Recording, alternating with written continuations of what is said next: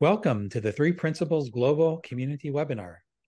The Three Principles Global Community, or 3PGC, is a nonprofit organization that is committed to bringing an understanding of the three principles as introduced by Sydney Banks to people throughout the world. And today we're really happy to have Lyn McCright and Teresa Walding. Lyn McCright met Sydney Banks in 1980, and she began coaching 34 years ago in her private practice of nursing in California. Lyn is a health and wellness nurse coach with an MPH in nursing from the University of Minnesota. She is a nurse practitioner and a specialist in community health. Lyn volunteers as leader of the 3PGC Nursing and Health Professions Community of Interest, now in its sixth year. If you're a health professional who would like to join this group, you can contact Lyn, and we'll put her information in the chat, or she can give you that at the end. And we're also happy to have Teresa Walding BSN RN NC-BC, earned her Bachelor of Science in Nursing from Boise State University in 1993. She has worked in a variety of clinical areas, including ICU, rehabilitation, psychiatric, pediatrics, and currently Post Anesthesia Recovery. She is co-leader of the Austin area chapter of the American Holistic Nursing Association. As a speaker and teacher, she has taught the principles of resilience at national conferences, meetings, webinars, and retreat. Teresa is a board-certified nurse coach. And with that, I will turn it over to you. Let me just say that Bonnie usually closes the room, but whatever your preference is in regard to that is fine with us. Either way works fine. Okay, I'm not sure how to do that, but so just leave it open. We'll leave it open. Okay. Fine, I think. Yeah. Wow. Well, what a privilege it is to be here today.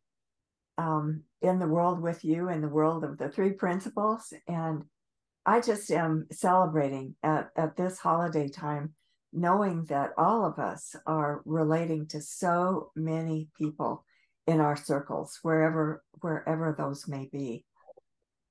We just happen to be really privileged to be in the healthcare sector and have been for a number of years.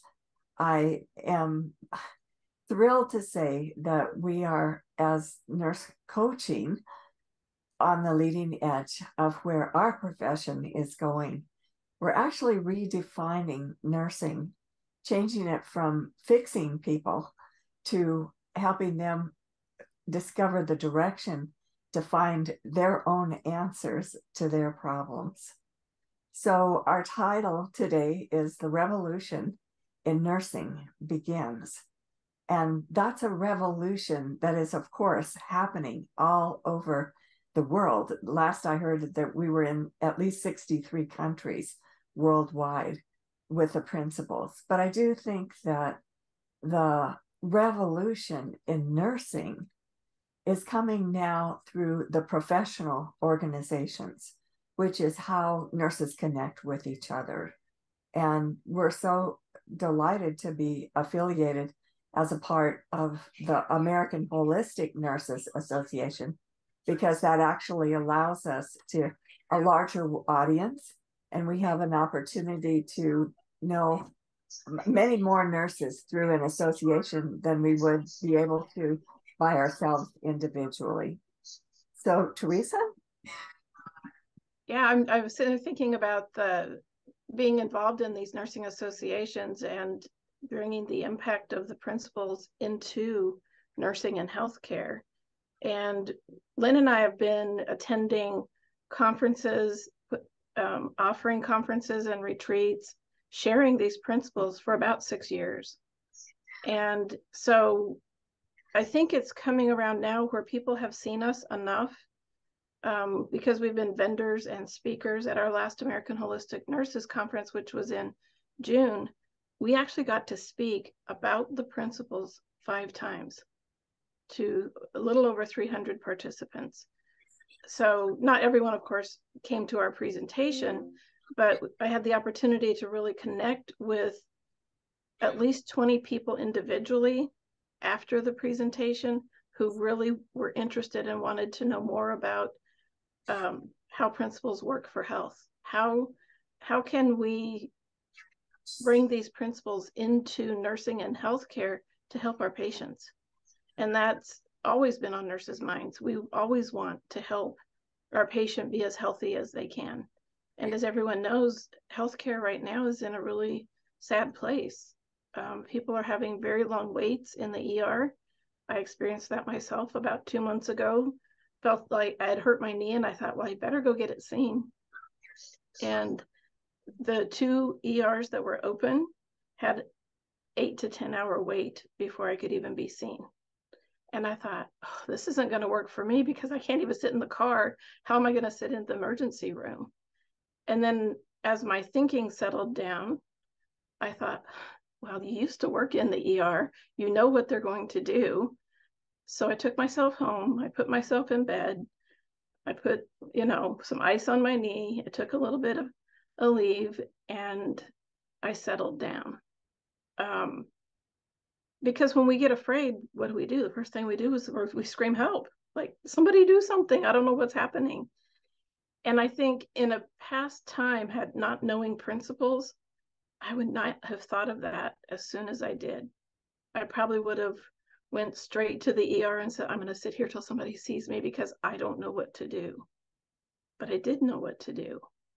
And I didn't suffer very long. Within 3 days, I could get up and move around, and I wasn't as painful.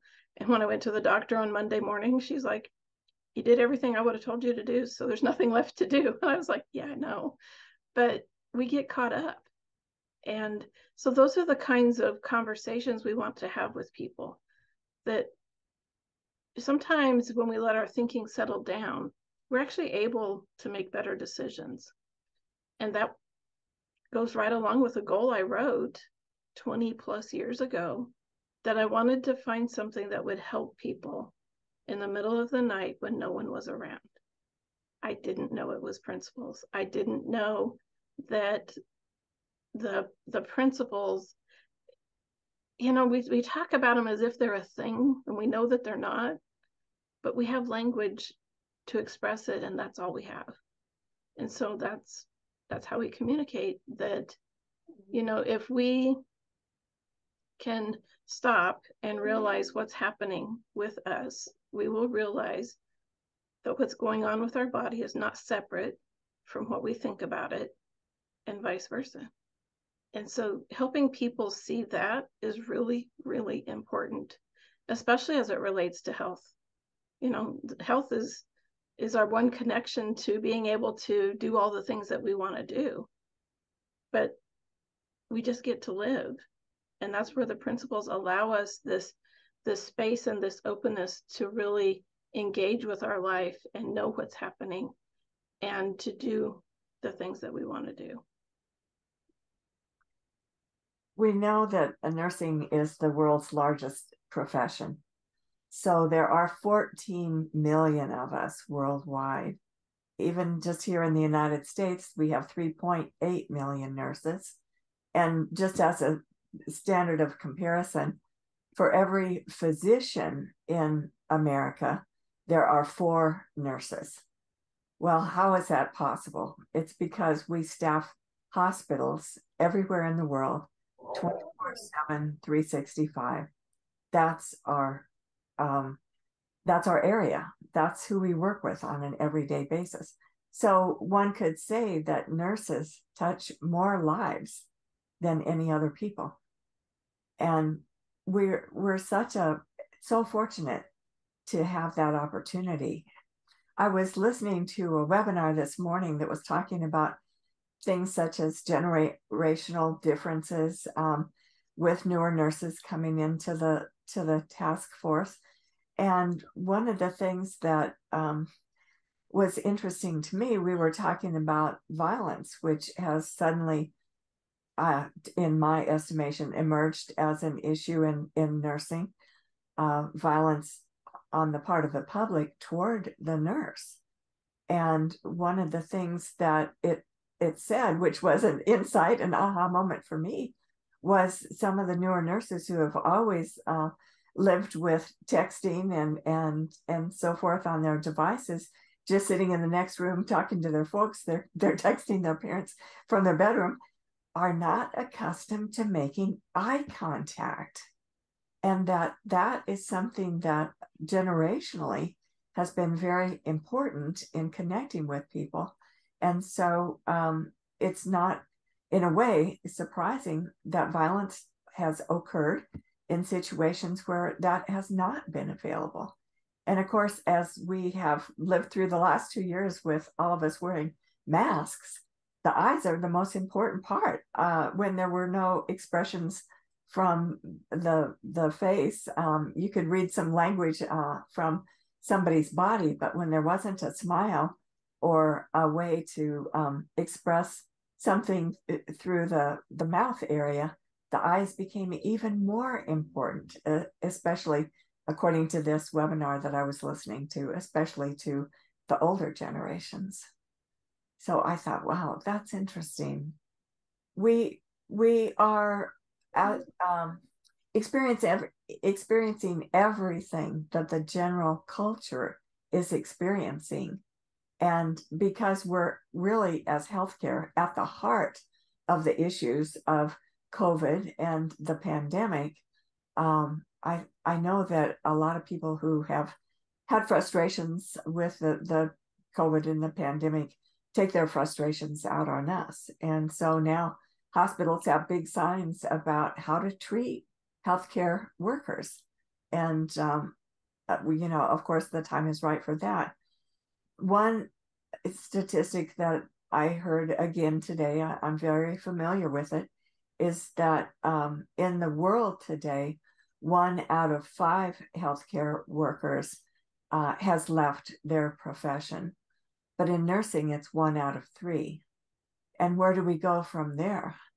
There are now 30% of nurses considering leaving nursing. So the future of nursing, the revolution in nursing begins, is us. It's the way forward. It's an understanding whose time has really come to create a new system of health within a system that is not only broken, but about to implode. We have many other stakeholders that are waiting in the wings. Large drug companies, for example, that think that they can figure out other ways to do things. And yet when they open their doors to their clients, they're finding that they can't find nurses to staff their new systems either.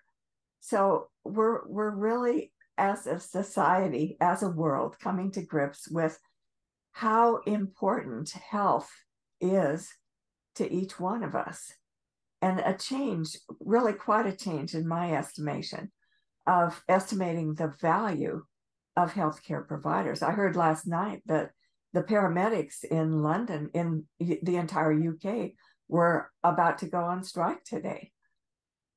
How is that possible in a national healthcare system? They think that they are being underpaid, and I'm not arguing that. I'm just saying, how is that possible? An entire healthcare system, one segment, the paramedics, disappearing on strike. These are times for huge change, times for solutions that haven't been seen before. And I'm just overjoyed, really, in my work, to know that I don't have the answers, but in each institution, because each institution is different, each individual is different, each nurse, each doctor, we can point them toward where to find their own answers. Teresa? I think that's the beauty of this work, of the principles, and really our mission and goal, which is to bring the principles to all of humanity through nursing, because nurses touch so many people's lives. And I only imagine what it would be like if there was even a principles-based nurse in every hospital. But can you imagine what it would be like on every unit, in every home, in every community, to bring community health back, to bring people out into the community to do classes for people? We used to do that. We don't have that anymore. Not that I see. There may be places who are doing that, but it's not as widespread as it once was. I used to teach in community classes all the time. Somebody needed, had a meeting and wanted a pointer on, some health resources. And I think if we had the opportunity to do lunch and learns for people, to bring this, I want to say, idea of the principles into all of the places where nurses and healthcare providers work, including the rest of their staff, the change would be massive and sweeping. There's something called the tipping point. And I spoke about it on a last podcast last week, I think, but it's when 0.001% of a movement has reached that point. So for nursing, 14 million nurses worldwide would be 1,400 people. And so in nurse coaching, we've reached the tipping point. There are now over 3,000 board certified nurse coaches who are reaching out into the community. They're building businesses, they're coaching people about their health. But I want them to be principles-based nurse coaches, because what we know is when we point people in the direction of their own innate health, their own well-being, we can make changes so much faster than was originally possible. We've been educating people for as long as I've been a nurse, almost 30 years, and obviously very much past that, telling people what to do. And I realized that we need to describe what we do, to make it come alive, to make it live in such a way that people can envision it and feel it.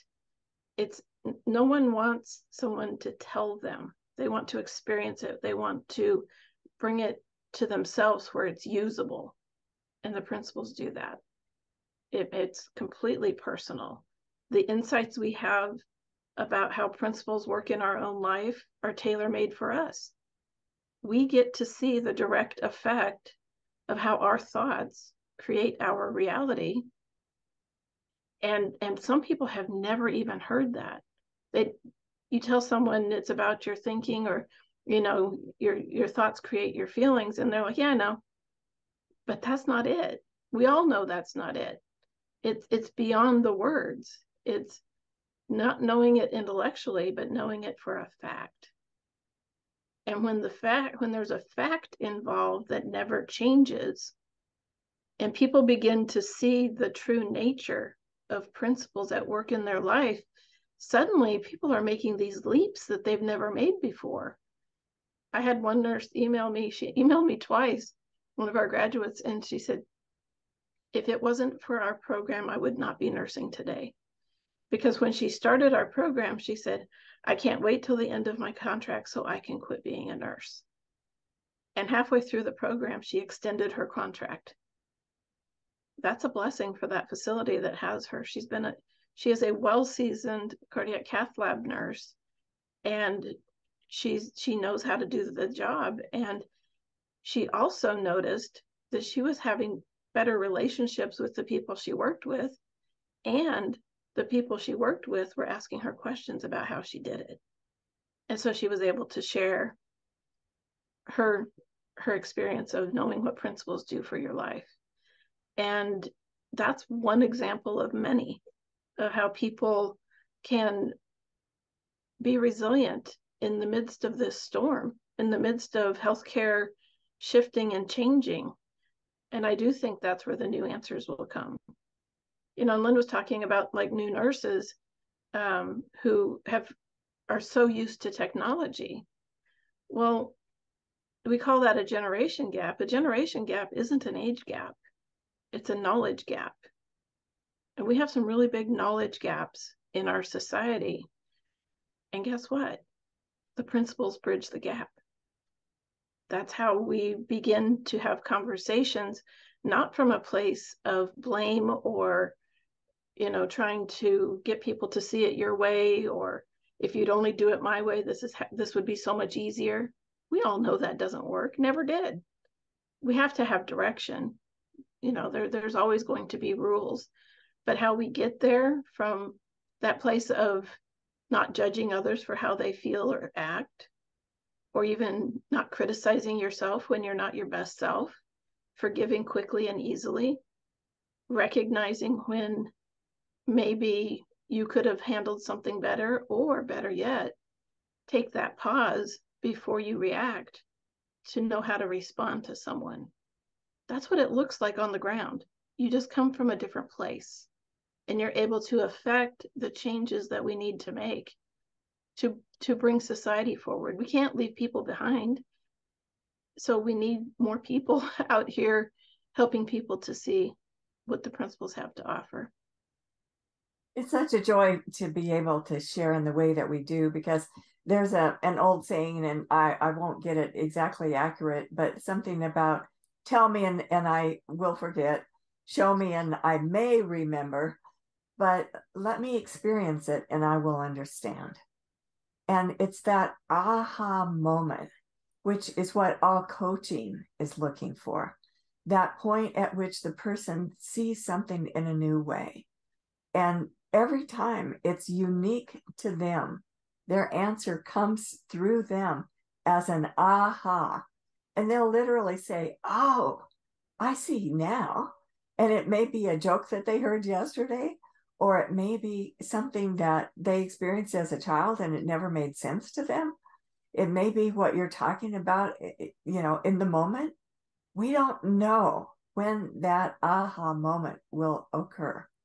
And we can't measure our level of success in communication by seeing that aha moment in front of our eyes. It often occurs at a completely different time. But for us to know that we've done our best job, and for us to feel rewarded in our own efforts, is where the satisfaction comes from.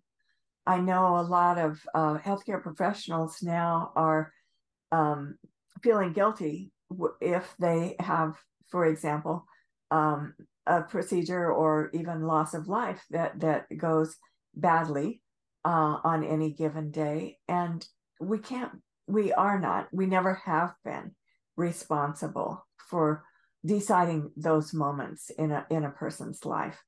But for us to be rewarded, for us to know our rewards as our own, is what takes people into the health professions in the first place.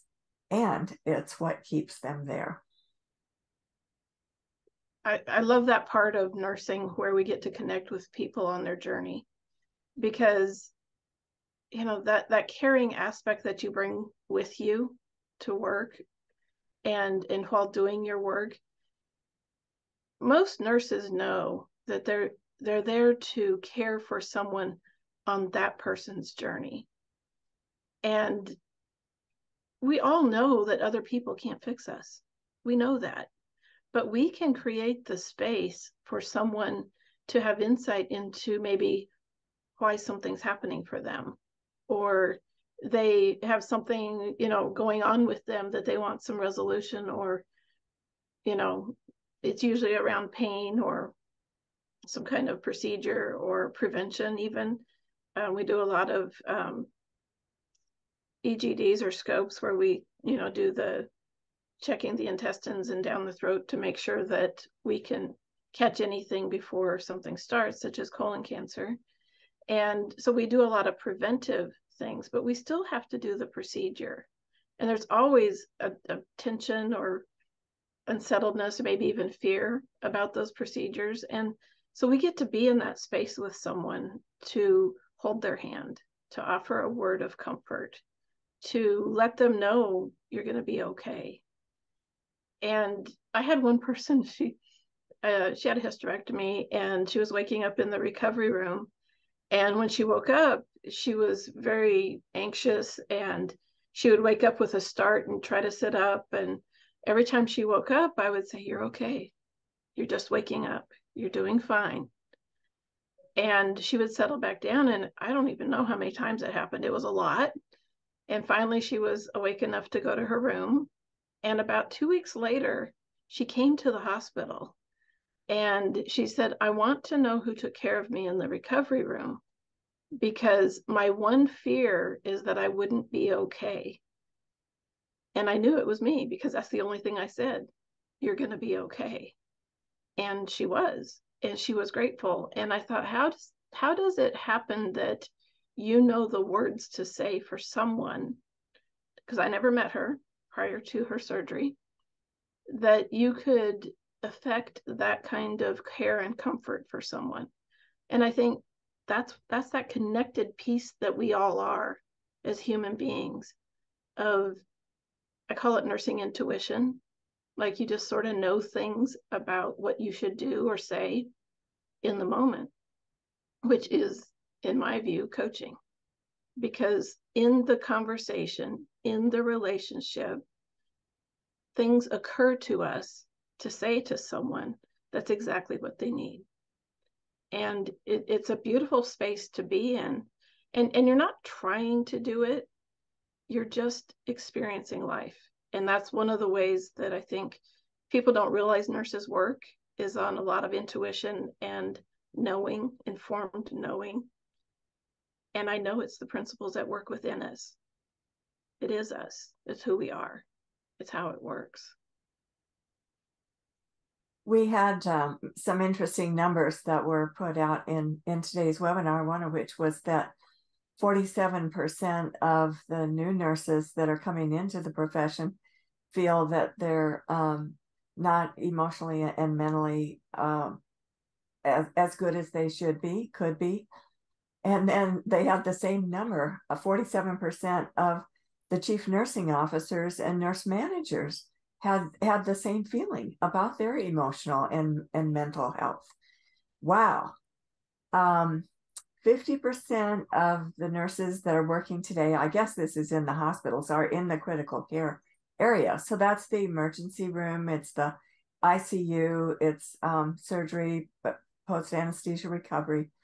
And all of those nurses are there every day. I mean, the ones that are showing up now are the ones that have been there for the last 3 years.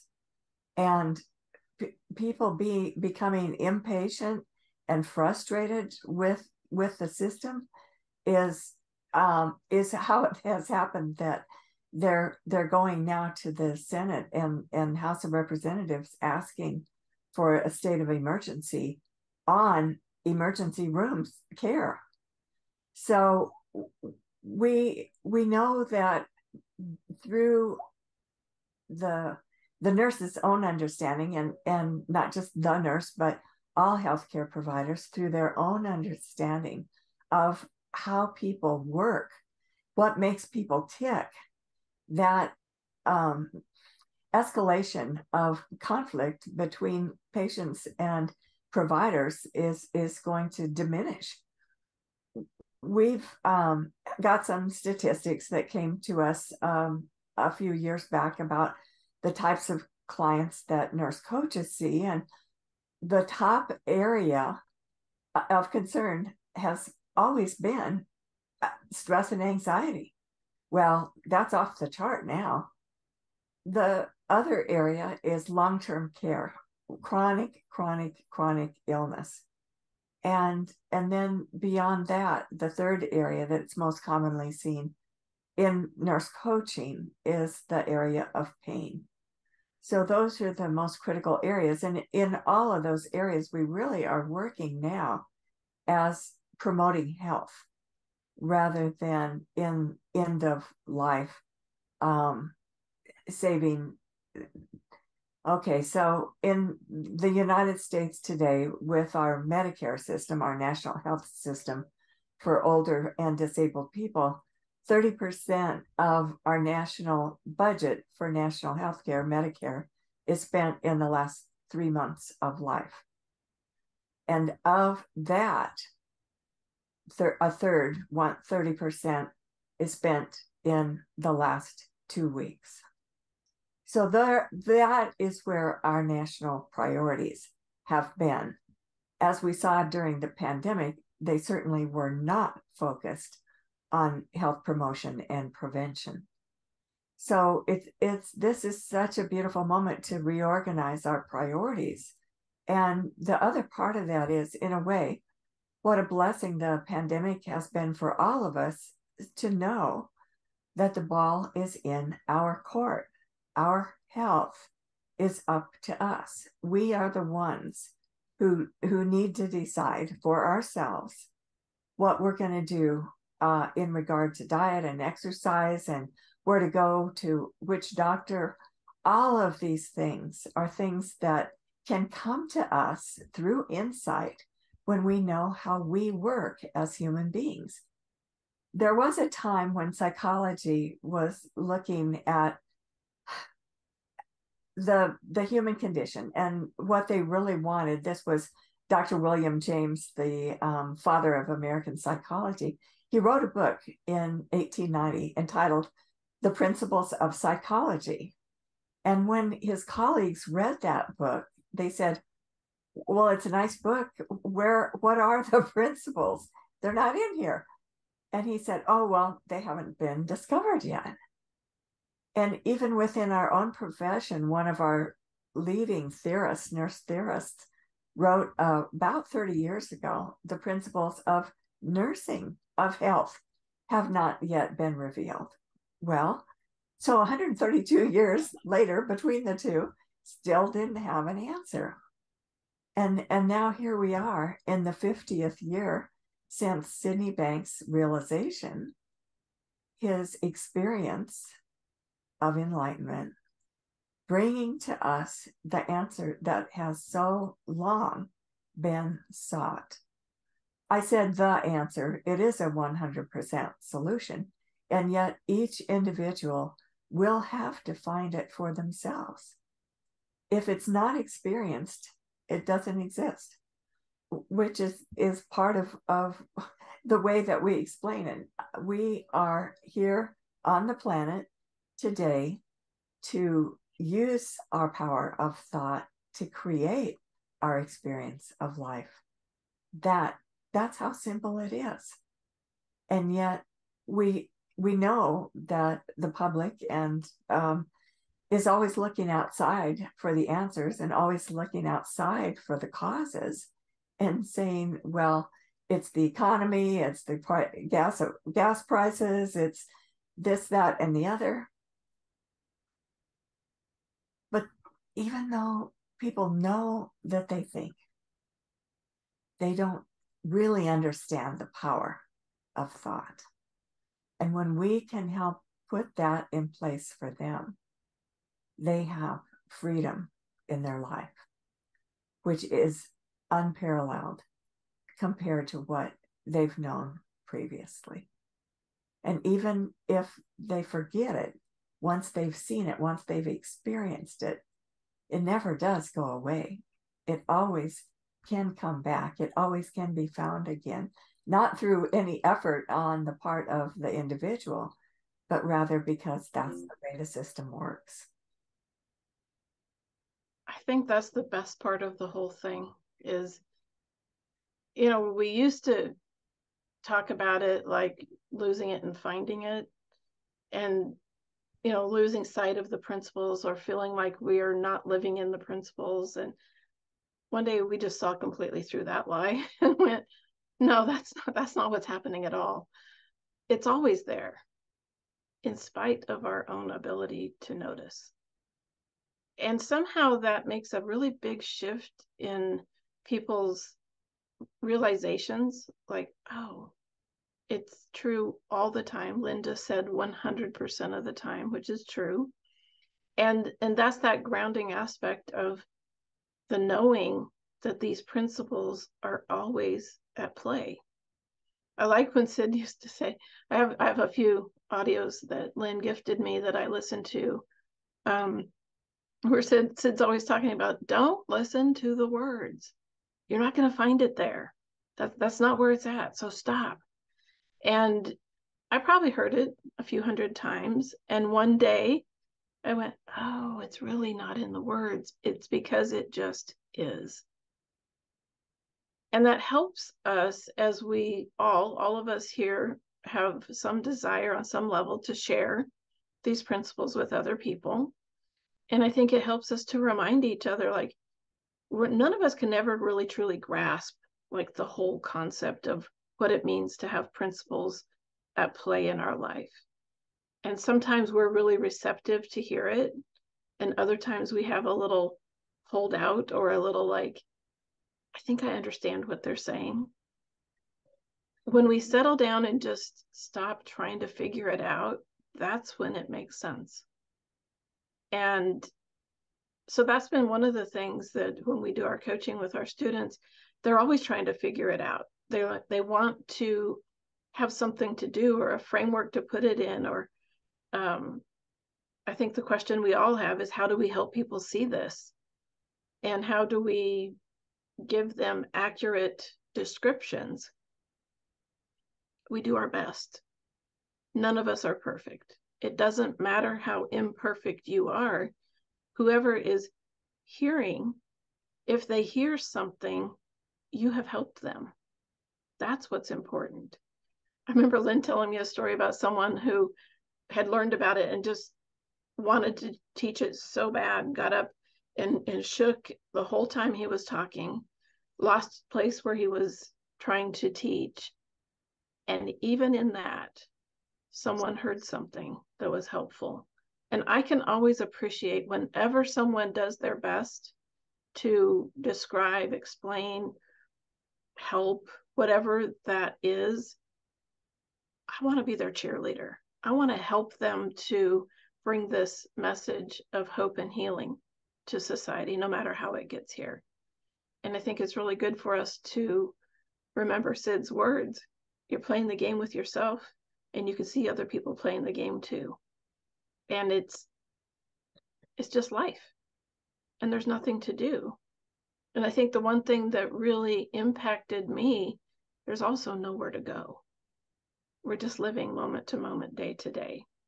What do we get to do in this moment, in this day? And if I happen to be at the bedside with a patient, that's what I get to do. I don't have to, I get to. And that to me is a really important distinction, because right now it feels like we have to. We have to go to work. We have to fix the healthcare system. And I say we get to.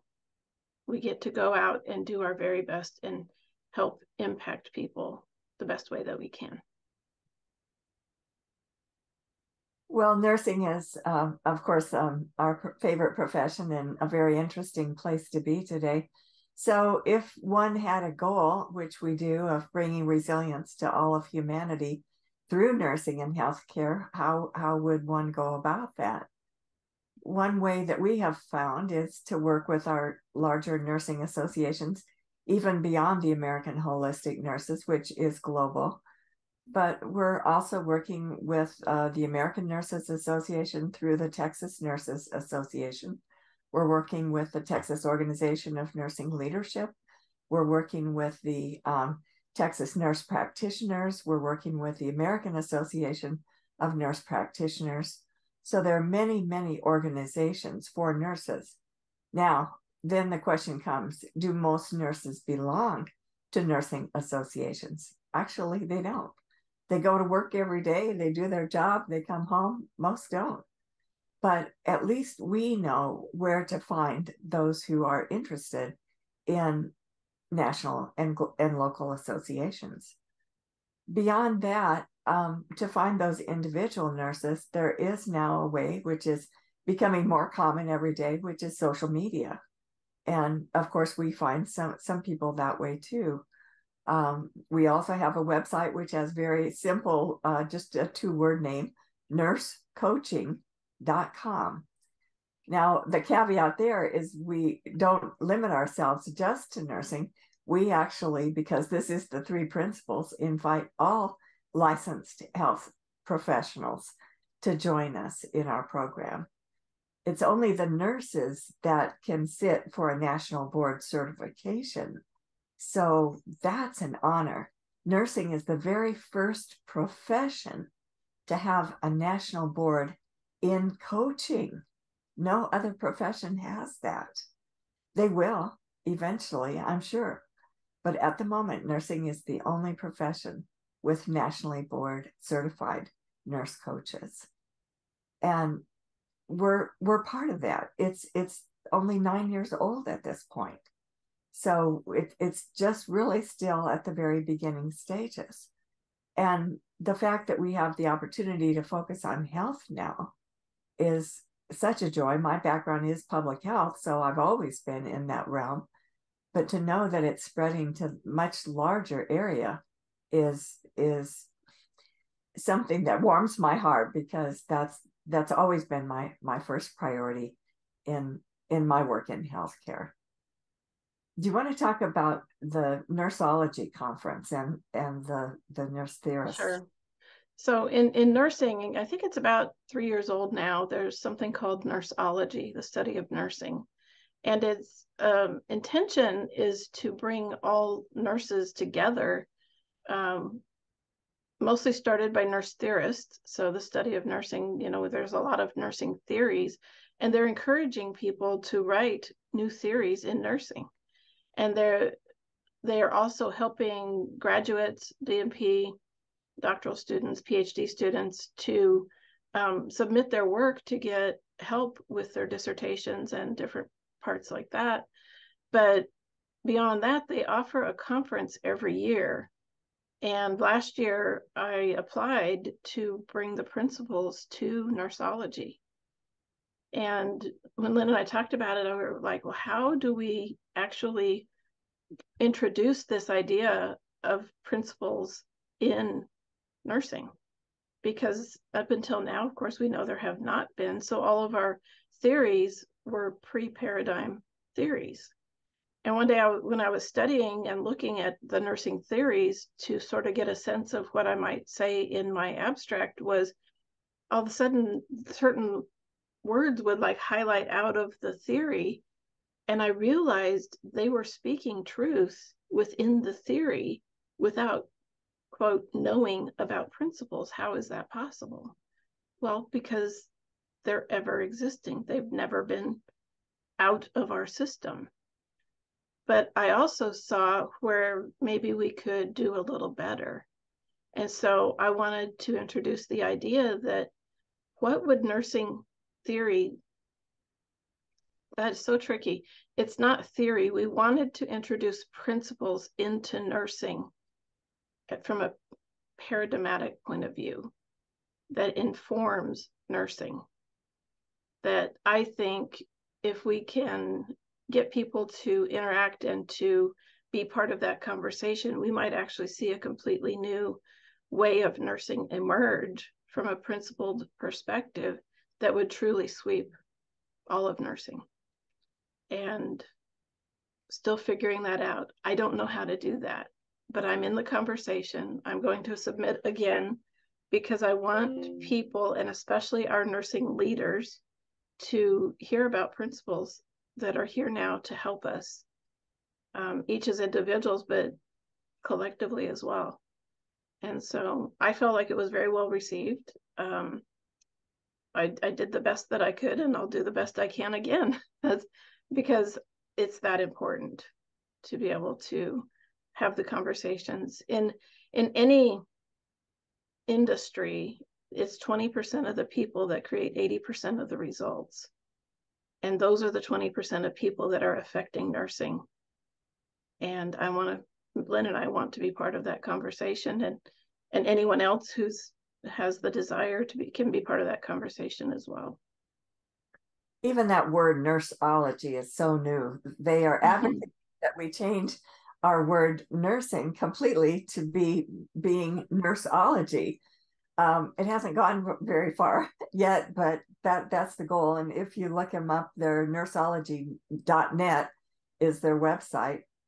So why are we interested in theory? Well, because nursing is a theoretically based profession. And the first nurse theorist actually was Florence Nightingale. And Florence Nightingale said in the year 1870 that it would be 150 years before people would see the kind of nursing that she envisioned. Well, that year was 2020. That year, everything changed. And lots of new ways of nursing are being considered now. It's interesting to be a theoretically based field. Psychology is that. There are many theories of psychology. Medicine is not. There are no theories of medicine. It's all hands-on. So I just say that those things by way of comparison. So it gives us a feel for where nursing is in the scheme of things. But the people who are the nursing theorists, and currently, well, there are some wonderful theorists that have been our classic nurse theorists that are still with us, but only half a dozen less. And we are so privileged to be able to be on the speaking platform with these grand nursing theorists who have come before us. We have not, as they say, built Rome in a day. And even though our theory is not a theory, it's a paradigm, it's pan-theoretical, and it includes all theories of nursing. Yet we have to we absolutely do honor the nurses that came before us, because without them, we would not be here in this space and have the opportunity to connect with so many people. And that opportunity can never be underestimated. I just had a thought about, what if they all knew about these principles? What would that do? Because they're so personally involved in their theory. I mean, they've spent lifetimes, some of them, writing them. They knew. And if they knew about principles, I can only imagine what that would look like. That's actually kind of fun for me to see what's possible and the potentials.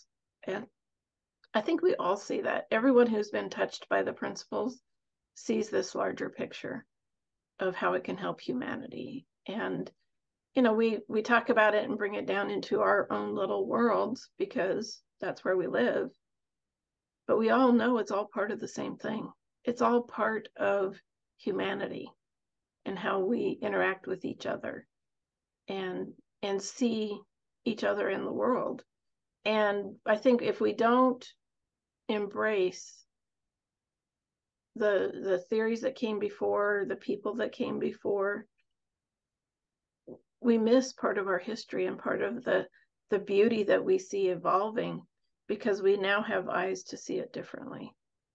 I spoke to a young man the other day who, I asked him why he wanted to be a nurse coach, and he said, because I want to help people. I want to help people's eyes change through coaching. I thought that was a really interesting way to put it, but it's true.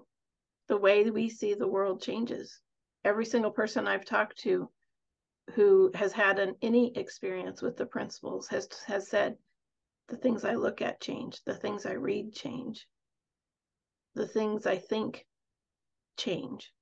Not with a doing, but just automatically. We are truth seekers.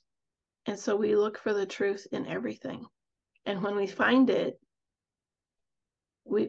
it sparks us, it helps us. And I think that's the exciting part of the work, is to watch people wake up. Nursing has always been a part of the principles. Actually, Sydney Banks' first wife, Barb, was a nurse. And when I first met Dr. Roger Mills down in Florida, I was introduced to 5 nurses that were working at the intensive care unit at the VA in Miami. And those nurses continue to know each other. One of them has actually passed on now, but before that, she made a huge effort through her friend Jim Beck to write her book. And that book has come out now, even in Audible. It's called Dreama's Story, DREMA'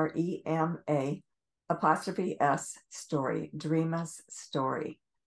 So it came out just recently, but it was created years ago as she was dying. She knew that she had a message to share with nurses and with the public, and she made that effort.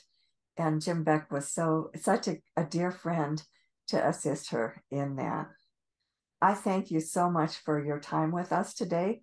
If we have time for questions and answers, we certainly would be welcome to entertain those. Sure. And if anyone has a question, you can just raise your hand, your digital hand, or maybe you can wave and let's hear what you might have to say, or an insight or a question.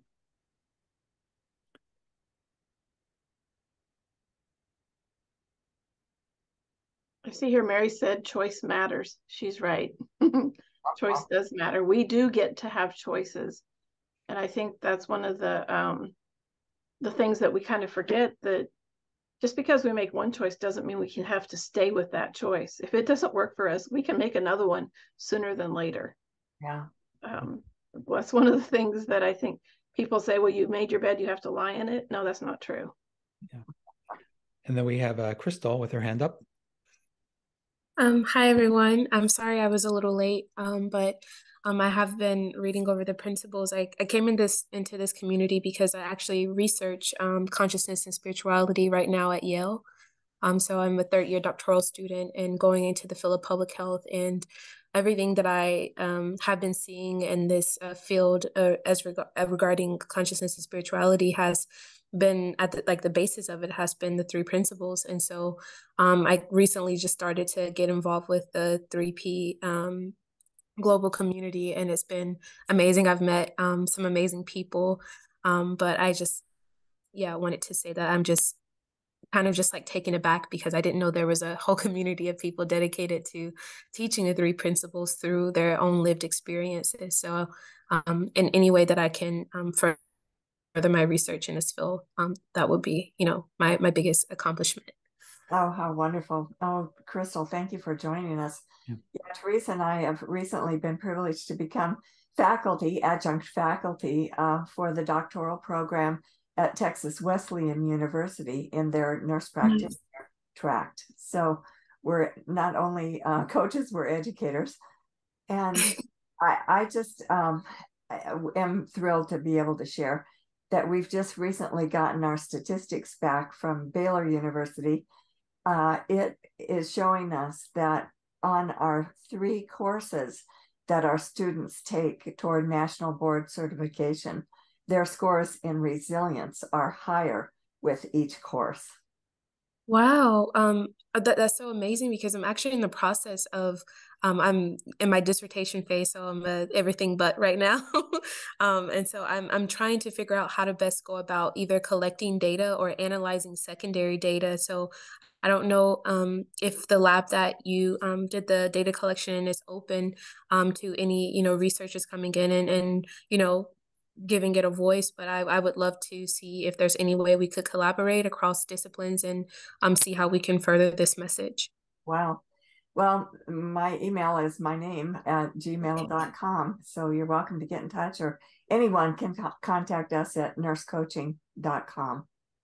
Okay. Thank you so much. I will definitely shoot a follow-up email. This is really exciting. Yeah, great. Well, thanks, Crystal. And we do have a comment in the chat, and it's one that I often think of, and we actually chatted about this a little before we went live. And it says that the principles have changed my life, but I struggle to explain them to others. How do we synthesize or condense the principles into a small enough package to share within limited patient interactions? I think it's a great question. Teresa. That's probably the most common question I ever get, and I have a different answer every time, because you share yourself, you bring your presence, you help people. A lot of people want to share the principles with the other person in hopes that they'll hear something, but that's for the person who engages in the information themselves. What I find that's more helpful in limited interactions with patients is empowering them about the experience, say, of pain or anxiety or any of the things that they usually call you in the room for, like it's my pain medicine's an hour late and they're writhing in pain and they're upset at you, or you're coming in with the pain medicine and they want more. And so the way that I help people is to just let them know pain is a normal part of healing. It tells us something about our body, about what's happening. We're going to be okay. You're going to be okay. We're going to do what we can. But one of the only things we can really do is give it time. One of our docs used to call it skillful neglect. Stop paying attention to it and let the medicine work. Or, it's kind of a strange word, but it's like, give it some time till people can wrap their head around what's happening with them. And I think we intuitively know, like, when we need to stop and maybe just be present with someone to hold their hand. And so I hope that makes sense. It's those soft skills of nursing that hold that space for someone else to settle down, to know that someone cares. Oftentimes, that's one of the biggest aspects of nursing, is they know you can't do anything for them, but are you listening? And not just listening to the words, but listening to the heartbeat of another person, or the things they're not saying with their words. Because sometimes the words come out, the first thing there's, my pain medicine's an hour late. And in your mind, you're going, do you know where I've been? And not that you don't want to help someone, but acknowledging, yes, you're right. I am late and I'm so sorry. And that compassion and bringing that piece of you to the room. We often talk about it like pausing at the door and centering yourself, taking that deep breath and being present for that patient can be more healing than any words that you can say. So when in the absence of being able to have longer conversations, I think it's really important to know who you are as a person and as a nurse. And acknowledging someone else's upset is perfectly fine, but it's not yours. Yeah. And when you hold that space, you bring a sense of balance for someone to find their footing, to put their body into a state of health. The body heals itself, and there's no shortcuts. It's on its own way of healing. But what we can do, especially when we're busy, is to acknowledge someone and give them whatever comes to our mind at the time. Well, and George Pransky has been really helpful to us in saying that it's possible to just deal with their one question that they have, only approach their one need at any given moment. They don't need to know it all. They're asking a question. They have a problem. Yeah. Have that be the focus. And we'll know through our own inner wisdom, which is revealed to us moment to moment, the right words to say. Yeah. It's not something that's memorized.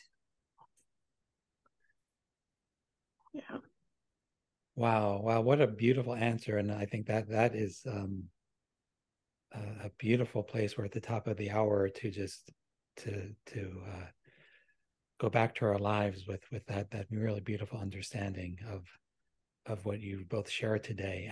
And I just have to say, this is one of the most inspiring hours I've spent in a while, knowing what you are both up to and what you're sharing with the world. So thank you so much. Is there anything you want to say in closing? We're just already starting to celebrate the 50th anniversary of Sydney Banks' experience, which was the year 1973. So this is a huge turning point for all of us within the principles, but also for the world. It's a turning point that has been projected by many, including Florence Nightingale. What she told us is that knowledge of nursing is knowledge that everyone ought to have of how to put a body into a state of health. We're finally learning how to do that with the principles. Thank you. Well, thank you. Thank you, Lyn. Thank you, Teresa. And thank you for everyone who has joined us today and everyone who's watching the replay. The last thing I'll say is that the next 3PGC webinar will be on Thursday, January 19th at 1 p.m. Eastern, and we will have Sandra Koning as our speaker. Wow, great. Thank you so much. Thank you so much. Thank you, everyone, for being here. Thanks, everyone. Take care.